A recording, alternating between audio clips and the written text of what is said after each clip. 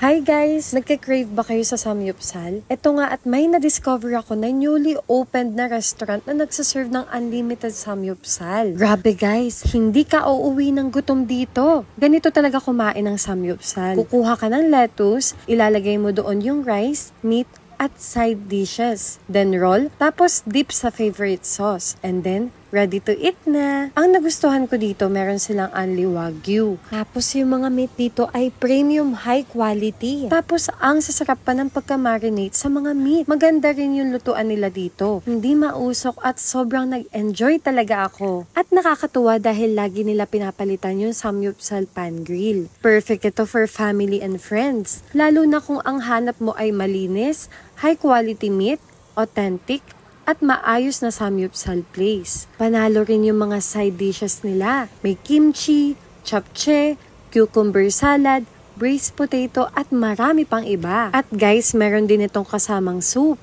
at steamed egg. Sobrang sulit na dito. With iced tea pa yan at cucumber lemonade. At pagkatapos mo mag-unli samyupsal, meron ka pang free one ice cream.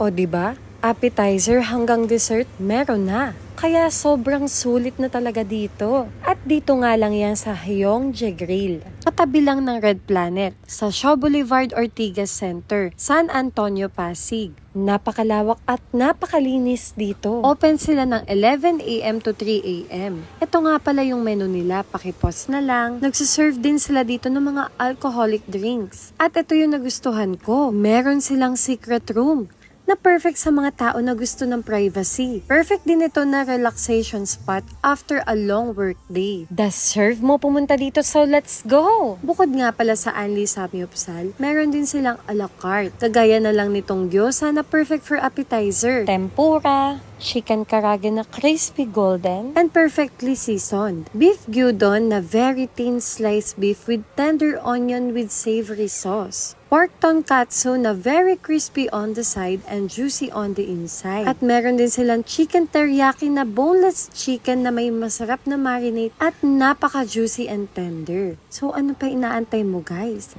Tara na!